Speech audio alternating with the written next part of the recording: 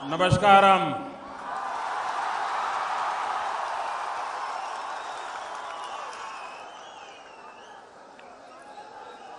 मंच पर विराजमान भारतीय जनता पार्टी के प्रदेश अध्यक्ष श्रीमान कुम्मनम राजशेखरन जी, एनडीए के प्रदेश संयोजक और इस चुनाव का नेतृत्व संभाल रहे मेरे मित्र श्रीमान वेलापल्ली नटेशन जी, हमारे सबके मार्गदर्शक श्रीमान ओ राजगोपालन, नेनमररा विधानसभा क्षेत्र से श्रीमान एन शिवराजन,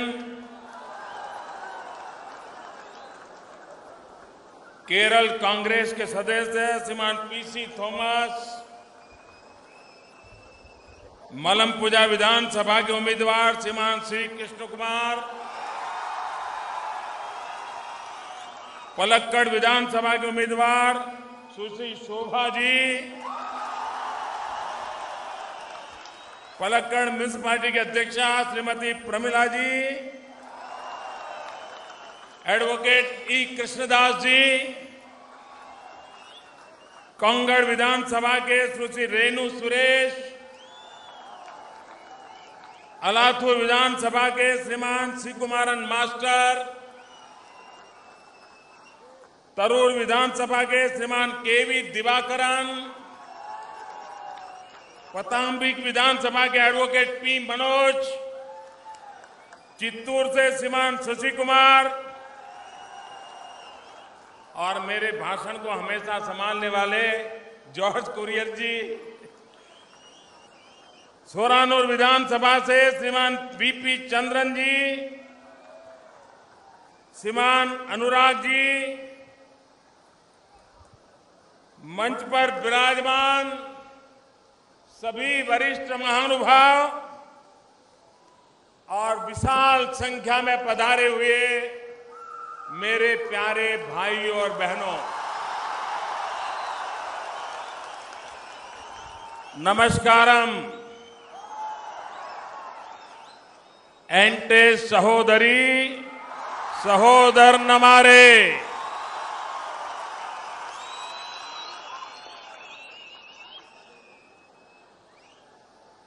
हम लोगों ने सोचा था कि ये पंडाल बनाया है, इतनी ही सभा होगी, लेकिन मैं देख रहा हूं जितने पंडाल में है उससे ज्यादा पंडाल के बाहर है। ഈ യോഗം സംഘടിപ്പിച്ച അവസരത്തിൽ നമ്മൾ കരുതിയത് ഈ പന്തൽ ഉണ്ടാക്കിയപ്പോൾ ആ പന്തലിന്റെ ഉള്ളിലായിരിക്കും ജനങ്ങൾ ഉണ്ടാകുക എന്നാണ്. എനിക്ക് കാണുവാൻ സാധിക്കും ആ പന്തലിന്റെ വെളിയിലാണ് പന്തലിൽ ഉള്ളതിനേക്കാൾ കൂടുതൽ ജനസംഖ്യ എന്ന് നമുക്ക് കാണുവാൻ സാധിക്കുന്നു. मैं सबसे पहले ये जो धूप में तड़के में तप रहे हैं, जिनको पंडाल के बाहर खड़े रहना पड़ा है, हमारी ये व्यवस्था कम पड़ गई और उसके कारण आपको तकलीफ हुई है, इसके लिए मैं सबसे पहले आप सबकी क्षमा मांगता हूं. ആദ്യമായിട്ട് ഞാൻ പറയുവാൻ ആഗ്രഹിക്കുകയാണ്, ഈ പന്തലിന്റെ വെളിയിലായിട്ട് ഈ കത്തിയെരിയുന്ന സൂര്യന്റെ പ്രകാശത്തിൽ നിൽക്കുന്ന നമ്മുടെ സഹോദരന്മാരോട് നമ്മുടെ വ്യവസ്ഥ കുറഞ്ഞു പോയതുകൊണ്ട് നിങ്ങൾക്ക് ചൂടേക്കേണ്ടി വന്നതിൽ ഞാൻ ആദ്യമായിട്ട് ക്ഷമാപണം നടത്തുകയാണ്. लेकिन आप जो इतने भयंकर ताप में तप रहे हो, ऐसी कड़ी गर्मी में मुझे आशीर्वाद देने आए हो, हमारे उम्मीदवारों को आशीर्वाद देने आए हो, मैं आपका बहुत बहुत आभारी हूं. തീർച്ചയായിട്ടും ഈ ഭയങ്കരമായിട്ടുള്ള ചൂടിലോ എങ്ങനെ ജനസാഗരമായിട്ട് എന്നെയും അതുപോലെ തന്നെ നമ്മുടെ സ്ഥാനാർത്ഥികളെയും ആശീർവദിക്കുവാൻ വന്നിരിക്കുന്ന നിങ്ങളെ ഞാൻ अभिवादन ചെയ്യുകയാണ്। लेकिन मैं आपको विश्वास दिलाता हूं ये जो आप तपस्या कर रहे हैं, आप तप रहे हैं, ये कठिनाई झेल रहे हैं, मैं आपकी इस तपस्या को कभी बेकार नहीं जाने दूंगा। തീർച്ചയായിട്ടും ഞാൻ പറയുവാൻ ആഗ്രഹിക്കുകയാണ്, നിങ്ങൾ കലാകാലങ്ങളായിട്ട് നടത്തുന്ന ഈ തപസ്യയുണ്ടല്ലോ, രാഷ്ട്രീയ പ്രവർത്തനത്തിന്റെ, അതുപോലെ തന്നെ കഠിനമായിട്ടുള്ള നിങ്ങളുടെ പ്രവർത്തനങ്ങള് അത് സഫലമാക്കുവാൻ വേണ്ടി ഞാൻ പ്രയത്നിക്കുക തന്നെ ചെയ്യും. आपने मुझे जो प्यार दिया है, इस प्यार को मैं ब्याज समेत लौटाऊंगा. തീർച്ചയായിട്ടും ഈ സേവനത്തിന് പലിശ സഹിതം ഞാൻ തിരിച്ചു തരുന്നതായിരിക്കും. और मैं विकास करके लौटाऊंगा. मेरे भाइयों बहनों, विकास करके लौटाऊंगा.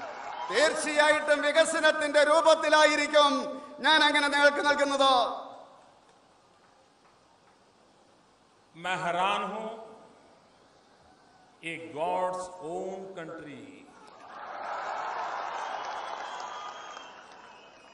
हर हिंदुस्तानी ये बात बताते समय इतना गर्व महसूस करता है, इतना अभिमान महसूस करता है, लेकिन पिछले 60 साल तक जिन्होंने यहां राज किया है, सिवाय केरल को बर्बाद करने के कुछ नहीं किया है. ഞാൻ പറയുവാൻ ആഗ്രഹിക്കുന്നു, ഇത് ദൈവത്തിന്റെ സ്വന്തം രാജ്യമാണ്. ഇന്ത്യയിലെ ജനങ്ങള് ഇത് പറയുന്ന അവസരത്തിൽ അഭിമാനിക്കുകയാണ്. പക്ഷെ ഞാൻ പറയുവാൻ ആഗ്രഹിക്കുന്നു, 60 വർഷ കാലഘട്ടമായിട്ട് ഇവിടെ ഭരിച്ചവരോ ഈ രാജ്യത്തിന് വേണ്ടി ഒന്നും ചെയ്യുവാൻ വേണ്ടി ശ്രമിച്ചിട്ടില്ല എന്ന് പറയുവാൻ ആഗ്രഹിക്കുകയാണ്. मैं इस धरती पर पहले भी कई बार आया, कई जनसभाएं भी संबोधित की है, लेकिन ऐसा दृश्य मैं आज पहली बार देख रहा हूं. ഞാൻ ഈ സംസ്ഥാനത്ത് പല പ്രാവശ്യം വന്നിട്ടുണ്ട്, പല പൊതുയോഗങ്ങളിലും ഞാൻ പങ്കെടുത്തിട്ടുണ്ട്. പക്ഷെ ഇത്രയും വലിയ ജനസാഗരം ഞാൻ ആദ്യമായിട്ടാണ് കാണുന്നത്. केरल के इस चुनाव की मेरी ये पहली सभा है, और वैसे भी पालघाट ये केरल का प्रवेश द्वार है. അതുപോലെ തന്നെ ഞാൻ പറയുവാൻ ആഗ്രഹിക്കുകയാണ്, ഇത്രയും വലിയ ജനസമൂഹത്തെ ഞാൻ ഇവിടെ കണ്ടിട്ടില്ല. പാലക്കാട് എന്ന് പറയുന്നത് ഈ സംസ്ഥാനത്തേക്കുള്ള പടിവാതിലാണെന്ന് പറയുവാൻ ഞാൻ ആഗ്രഹിക്കുകയാണ്. और अगर प्रवेश द्वार पर इतना जोश के साथ स्वागत होता है, तो इस बार केरल की विधानसभा में एक तीसरी शक्ति, निर्णायक शक्ति उभर करके आ रही है. ये मैं साफ देख रहा हूं भाई. കേരളത്തിന്റെ പടിവാതിലിൽ ഇത്രയും ആവേശകരമായിട്ടുള്ള സ്വീകരണമാണ് കിട്ടുന്നതെങ്കിൽ പറയുവാൻ ഞാൻ ആഗ്രഹിക്കുകയാണ്, ഈ കേരളത്തിന്റെ നിയമസഭയില് ഒരു മൂന്നാം ശക്തി ഉയർക്കൊള്ളുന്നു എന്നുള്ളതിന്റെ ലക്ഷണമാണ് എന്ന് പറയുവാൻ ഞാൻ ആഗ്രഹിക്കുകയാണ്. केरल के मेरे भाइयों बहनों, हिंदुस्तान में सबसे ज्यादा पढ़े लिखे लोग आप हैं. पूरे हिंदुस्तान को अगर जानना है तो केरल का कोई न कोई व्यक्ति हिंदुस्तान के किसी न किसी डिस्ट्रिक्ट में बैठा होगा. आप यहां बैठ करके पूरे हिंदुस्तान का खाका निकाल सकते हैं. इतनी ताकत केरल के लोगों की है. ഞാൻ പറയുവാൻ ആഗ്രഹിക്കുകയാണ്, ഈ കേരളത്തിൽ വരുന്ന അവസരത്തില് ഈ ഭാരതത്തിലെ ഏറ്റവും കൂടുതൽ വിദ്യാഭ്യാസമുള്ള ജനങ്ങൾ എവിടുത്തെയാണ്. ഇന്ത്യയിൽ എവിടെ പോയി കഴിഞ്ഞാലും ഭാരതത്തിന്റെ എല്ലാ ജില്ലകളിലും ഒരു മലയാളി ഉണ്ടാകും. നിങ്ങൾക്ക് ഇവിടെ ഇരുന്നു കൊണ്ട് ഇന്ത്യയിലെ മുഴുവൻ പ്രദേശങ്ങളെ പറ്റി നിങ്ങൾക്ക് അറിയുവാൻ സാധിക്കും. लेकिन केरल के लोग समझदार है, पढ़े लिखे हैं, अनुभवी है, लेकिन बहुत भोले हैं. അതുപോലെ തന്നെ കേരളത്തിലെ ജനങ്ങള് തീർച്ചയായിട്ടും വിദ്യാഭ്യാസമുള്ളവരാണ്, അതുപോലെ തന്നെ അറിവുള്ളവരാണ്. അത് നമുക്ക് മനസ്സിലാക്കുവാൻ സാധിക്കും. केरल के लोग समझ ही नहीं पाते हैं कि केरल को लूटने का, केरल को बर्बाद करने का कैसा परफेक्ट साइंटिफिक अरेंजमेंट हुआ है वो आप समझ ही नहीं पाते हो. അതുപോലെ കേരളത്തിലെ ജനങ്ങൾ മനസ്സിലാക്കുന്നില്ല. ഈ കേരളത്തിലെ ജനങ്ങളെ കൊള്ളയടിക്കുന്നതിന് വേണ്ടി, ഇവിടുത്തെ ജനങ്ങൾക്ക് ചീത്തപ്പേരുണ്ടാക്കുവാൻ വേണ്ടി എത്രമാത്രം ശാസ്ത്രീയമായിട്ടുള്ള കള്ളത്തരങ്ങളാണ് കാണിക്കുന്നതെന്ന് ഈ നാട്ടിലെ ജനങ്ങൾ മനസ്സിലാക്കുന്നില്ല. केरल में आपने देख लीजिए पुराना इतिहास. 5 साल कांग्रेस के नेतृत्व में सरकार आएगी, फिर 5 साल कम्युनिस्टों के नेतृत्व में सरकार आएगी, फिर 5 साल कांग्रेस के नेतृत्व में आएगी, फिर 5 साल कम्युनिस्टों के नेतृत्व में आएगी. दोनों एक दूसरे को तय करते हैं कि ये 5 साल तेरा, लूटना है लूट ले, अगले 5 साल मेरा, तुम कुछ बोलना ना मैं लूटूंगा. ये सौदेबाजी चल रही है. देखिए सौदेबाजी चल रही है. തീർച്ചയായിട്ടും കേരളത്തിന്റെ ചരിത്രം പരിശോധിച്ചു കഴിഞ്ഞാൽ നമുക്ക് മനസ്സിലാക്കുവാൻ സാധിക്കും. 5 വർഷ കാലഘട്ടം കോൺഗ്രസിന്റെ നേതൃത്വത്തിലുള്ള മന്ത്രിസഭ, അതിനുശേഷം 5 വർഷ കാലഘട്ടം കമ്മ്യൂണിസത്തിന്റെ നേതൃത്വത്തിലുള്ള മന്ത്രിസഭ, വീണ്ടും കോൺഗ്രസിന്റെ 5, വീണ്ടും കമ്മ്യൂണിസത്തിന്റെ 5. ഇവര് പരസ്പരം അങ്ങോട്ടും ഇങ്ങോട്ടും പറയുകയാണ്, സഹായിക്കുകയാണ്. നിങ്ങൾ ഈ വർഷം, ഈ 5 വർഷം നിങ്ങൾ കൊള്ള ചെയ്തോ ജനങ്ങളെ, അടുത്ത 5 വർഷം ഞങ്ങൾ കൊള്ള ചെയ്യാമെന്ന് പറഞ്ഞുകൊണ്ട് പരസ്പരം സഹകരിച്ചുകൊണ്ട് ജനങ്ങളെ കബളിപ്പിക്കുകയാണ്. और इनका कारोबार ऐसा है कि विधानसभा में कोई एम्पायर ही नहीं होता है. അത് പറയുവാൻ സാധിക്കും. ഈ നിയമസഭയില് ഒരു വിധത്തിലുള്ള നിയന്ത്രണവുമില്ലാത്ത അവസ്ഥയിലേക്ക് പോയിരിക്കുകയാണ്. अगर केरल को बचाना है तो इन 2 लोगों के बीच में एक मजबूत एम्पायर की जरूरत है. भारतीय जनता पार्टी को विजयी बनाइए, हमारे कार्यकर्ता खड़े रहेंगे और केरल को बर्बाद नहीं होने देंगे. ये मैं आपको विश्वास दिलाने आया हूं. കേരളത്തിലെ രക്ഷിക്കണമെങ്കിൽ തീർച്ചയായിട്ടും ഈ 2 പാർട്ടികൾക്കിടയില്, അതിനിടയില് ഒരു 3ാം ശക്തിയെ, മഹാശക്തിയെ നമ്മൾ വളർത്തേണ്ടിയിരിക്കുന്നു. ഭാരതീയ ജനതാ പാർട്ടിയെ വിജയിക്കേണ്ടിയിരിക്കുന്നു. ഇവിടെ തീർച്ചയായിട്ടും ഞാൻ പറയുവാൻ ആഗ്രഹിക്കുകയാണ്. അങ്ങനെയാണെങ്കിൽ ഈ കേരളത്തിന് ചീത്തപ്പേരുണ്ടാക്കില്ല, ലക്ഷ്യപ്രാപ്തിയോടുകൂടി മുന്നേറുക തന്നെ ചെയ്യുമെന്ന് പറയുവാൻ ആഗ്രഹിക്കുകയാണ്. केरल के जीवन को किस प्रकार से इन लोगों ने तबाह किया है. हमारे देश में शिक्षक कैसा भी हो, लेकिन विद्यार्थी उसके प्रति आदर करते हैं, सम्मान करते हैं. लेकिन एक कम्युनिस्ट पार्टी के लोग देखिए कि एक प्रिंसिपल रिटायर्ड होता है, 29 साल तक उसने सेवा की है, और जब उसको रिटायर्ड होना है तो एक कब्र खोद करके उसको ऐसा अपमानित करने का प्रयास होता है. क्या ऐसे लोगों को माफ करोगे आप लोग? ഈ കേരളത്തിലെ ജനങ്ങളുടെ ജീവിതം എത്രമാത്രം അവര് അമർത്തിയിരിക്കുന്നു എന്ന് നോക്കുക. വിദ്യാഭ്യാസമുള്ളവരെ ആദരിക്കുന്നവരാണ് ഈ നാട്ടിലെ ജനങ്ങള്.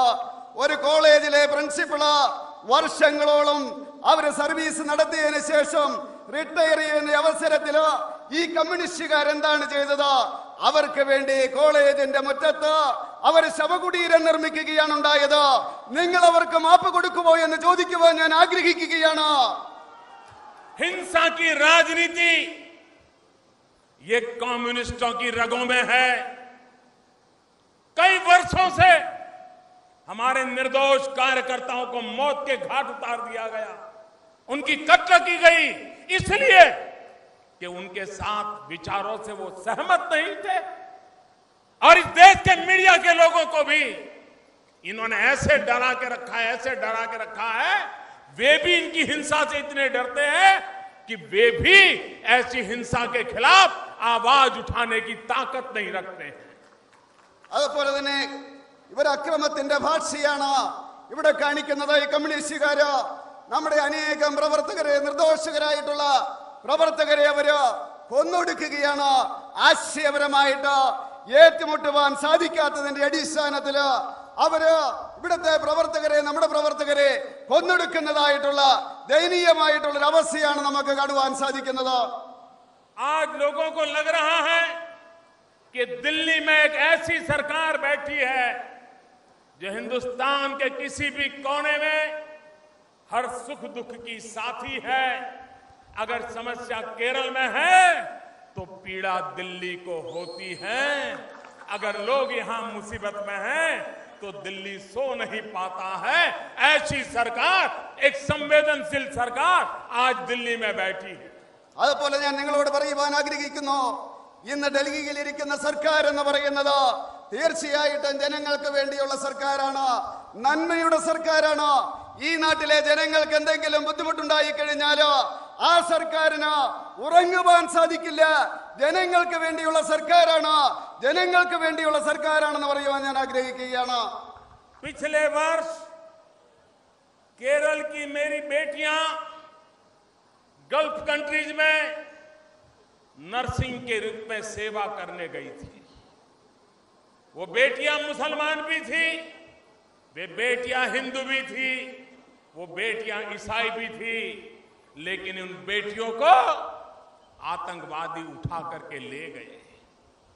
हमारी बहन सुषमा स्वराज रात रात दुनिया को जगाती रही इन बेटियों को जिंदा लाने के लिए, सुरक्षित लाने। ജോലിക്ക് വേണ്ടി പോയവര്, ആ ചെറുപ്പക്കാര്, അവരില് വ്യത്യസ്തമായിട്ടുള്ള മതങ്ങളിലുള്ളവരുണ്ട്, ഹിന്ദുക്കളുണ്ട്, ക്രിസ്ത്യാനികളുണ്ട്.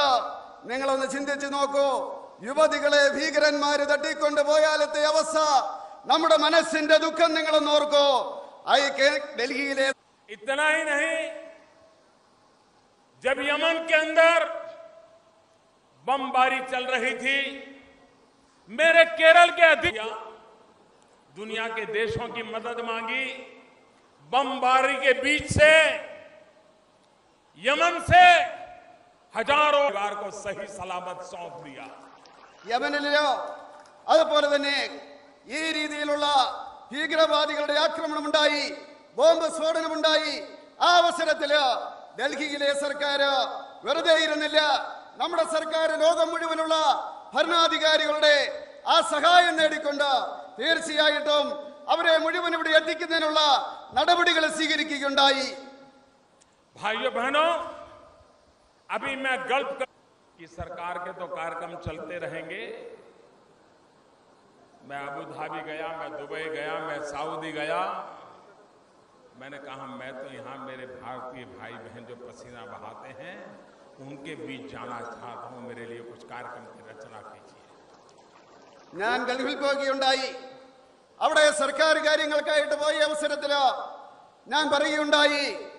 ആ അബുദാബിയിലും അതുപോലെ തന്നെ ദുബായിലും പോയ അവസരത്തില് ഞാൻ പറയുകയുണ്ടായി, ഇവിടെ വന്ന അവസരത്തില് ഇവിടെ വിയർപ്പൊഴുക്കിക്കൊണ്ട് കഷ്ടപ്പെടുന്ന ഇവിടുത്തെ സഹോദരി സഹോദരന്മാരെ കാണുവാൻ വേണ്ടി ഞാൻ ആഗ്രഹിക്കുന്നു എന്ന് പറയുകയുണ്ടായി. और मैं उनके लेबर कैंप में गया, हर हिंदुस्तानी को मिला, ज्यादातर मेरे केरल के भाई थे, गले लग करके मिला। उनके लिए आश्चर्य था कि उनका देश का प्रधानमंत्री उस देश में मजदूरी करने वाले मेरे केरल के नौजवान को गले लगाने आया है। ये भाव उनके मन में आया। അതുപോലെ തന്നെ ഞാൻ ലേബർ ക്യാമ്പുകളിൽ പോവുകയുണ്ടായി. അവിടെ ഇന്ത്യക്കാരെ കണ്ട അവസരത്തില് ബഹുഭൂരിപക്ഷവും കേരളീയരായിരുന്നു. അവരെ സംബന്ധിച്ചിടത്തോളം ആശ്ചര്യമായിരുന്നു. ഭാരതത്തിന്റെ പ്രധാനമന്ത്രി അവിടെ പണിയെടുക്കുന്ന സാധാരണക്കാർ. फादर प्रेम एक नौजवान अफगानिस्तान में सामाजिक सेवा कर रहा था। यही हमारे दक्षिण भारत का नौजवान अपना जीवन प्रभु यीशु की सेवा में लगा दिया था, लेकिन अफगानिस्तान में तालिबान उनको उठा के ले गए। 9 महीने तक आपको हैरानी होगी मेरे भाइयों बहनों। അത് ഇത്രമാത്രമല്ല, അഫ്ഗാനിസ്ഥാനിലെ ഫാദർ പ്രേം അദ്ദേഹം അവിടെ പ്രേക്ഷിത പ്രവർത്തനം നടത്തുകയായിരുന്നു. അവർ ഭീകരവാദികളോ അദ്ദേഹത്തെ തട്ടിക്കൊണ്ടുപോവുകയുണ്ടായി. 9 മാസ കാലഘട്ടം അദ്ദേഹത്തെ തടഞ്ഞു വെക്കുകയുണ്ടായി. ഡൽഹിയിലെ സർക്കാരിന് ഉറങ്ങുവാൻ കഴിഞ്ഞില്ല, സ്വസ്ഥമായിട്ട് ഇരിക്കുവാൻ കഴിഞ്ഞില്ല. ആ അവസരത്തില് അദ്ദേഹത്തെ മോചിപ്പിക്കുവാൻ വേണ്ടി ശ്രമിക്കുകയായിരുന്നു. എനിക്ക് അഭിമാനത്തോടു കൂടി के समय फटाके फोड़ने के कारण 100 से ज्यादा लोग मारे गए। 3 घंटे के भीतर भीतर दिल्ली सरकार दौड़ करके वहां होते हैं तो एक्सपर्ट डॉक्टरों की जरूरत पड़ती है। दिल्ली से देश के टॉप मोस्ट डॉक्टरों को लेकर के हम पहुंचे क्योंकि केरल का मेरा भाई। അതുപോലെ തന്നെ കേരളത്തെ സംബന്ധിച്ചിടത്തോളം കേരളത്തിന് വേണ്ടി എന്തും ചെയ്യുവാൻ കേന്ദ്ര സർക്കാർ തയ്യാറാണ്. നമ്മുടെ പ്രിയങ്കരനായിട്ടുള്ള രാജഗോപാലിനെ പോലെയുള്ളവര് റിച്ചാർഡ് ഹേയാണ് മറ്റൊരു എംപി ആയിട്ട് നോമിനേറ്റ് ചെയ്തത് സുരേഷ് ഗോപിയാണെന്ന് പറയുവാൻ ഞാൻ ആഗ്രഹിക്കുകയാണ്.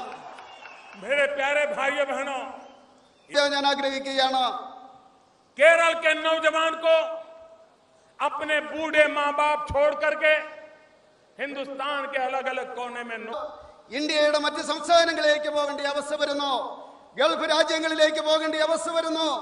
മണി ഓർഡറിന്റെ അടിസ്ഥാനത്തില് ഇവിടെ സഹോദരങ്ങൾ അതുപോലെ തന്നെ വ്യവസായങ്ങൾ തുടങ്ങുവാൻ ഇവർക്ക് സാധിക്കുന്നില്ല. ഇവിടുത്തെ ചെറുപ്പക്കാർക്ക് തൊഴിൽ കൊടുക്കുവാൻ സാധിക്കുന്നില്ല എന്നുള്ള കാര്യം ഞാൻ ഇവരോട് ചോദിക്കുവാൻ ആഗ്രഹിക്കുകയാണ്. 11 मछुआरों को वोट दी, वो इतने खुश थे कि आवाज नहीं आ रही है। रोज का 500 रुपये गंगा में वो घूमते रहते, पर डे उनकी इनकम में 500 रुपया बढ़ गया। ഈ കേരളത്തെ സംബന്ധിച്ചിടത്തോളം വളരെയധികം സാധ്യതയുള്ള ഒരു സംസ്ഥാനമാണ്. ഞാൻ ബനാറസിൽ പോയിട്ടുണ്ടായി. ഞാൻ അവിടുത്തെ എംപി ആണ്. അവിടെ ചെന്ന അവസരത്തില് ഈ മോട്ടോർ ഡീസലിന്റെ മോട്ടോർ अगर मैं केरल में जाकर के सोलार के लिए बोलूंगा, सोलार पावर के लिए बोलूंगा तो यहाँ तो बड़ा बम फूट जाएगा. പ്രവർത്തിപ്പിക്കുന്ന രീതി ഇവിടുത്തെ മീൻപിടുത്തക്കാർക്കും നടത്തുവാൻ സാധിക്കും. സോളാർ എനർജിയുടെ അടിസ്ഥാനത്തില് അത് ചാർജ് ചെയ്യുവാൻ സാധിക്കും.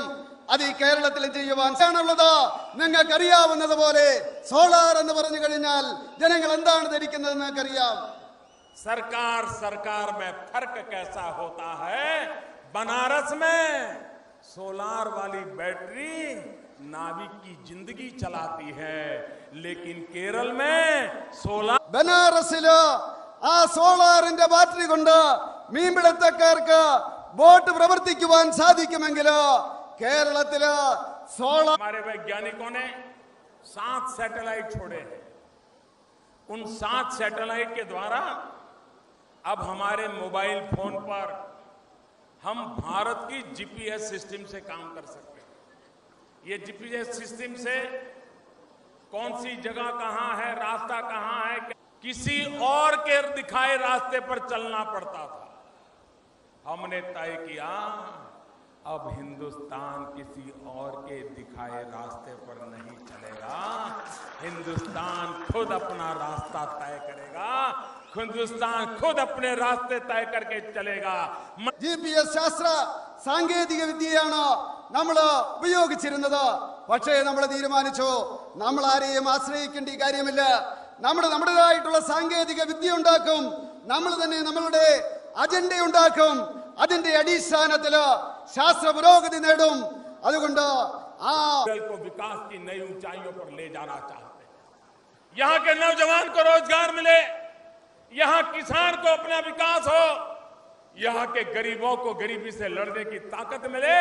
इसके लिए अनेकविध योजनाओं लेकर के हम आगे बढ़ना चाहते हैं. मैं आपसे आशीर्वाद मांगने आया.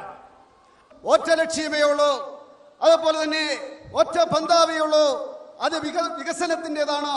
വികസനത്തിന്റെ പാതയിലൂടെ മുന്നേറുവാൻ വേണ്ടിയാണ് ഞാൻ പറയുവാൻ ആഗ്രഹിക്കുകയാണ്.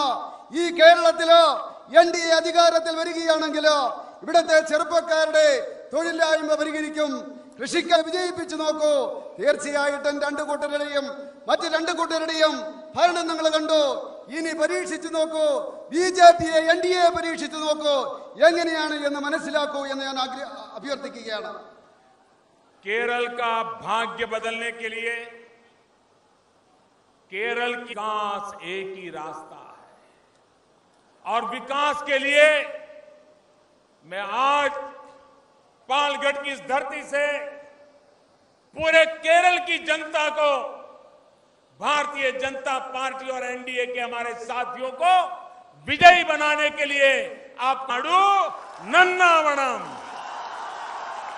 തീർച്ചയായിട്ടും ഈ കേരളത്തിന്റെ ഭാവി നന്നാകണമെങ്കിൽ ഞാൻ പറയുവാൻ ആഗ്രഹിക്കുകയാണ്. ഇവിടെ NDA അധികാരത്തിൽ വരേണ്ടിയിരിക്കുന്നു. ഇവിടുത്തെ യുവാക്കളുടെ പ്രശ്നങ്ങൾ പരിഹരിക്കണമെങ്കിൽ മാതാപിതാക്കളുടെ പ്രശ്നങ്ങളോട് അഭ്യർത്ഥിക്കുകയാണ്. ഈ കേരളത്തില് വികസനത്തിന് വേണ്ടി NDA അധികാരത്തിലേറ്റണമെന്ന് ഞാൻ അഭ്യർത്ഥിക്കുകയാണ്.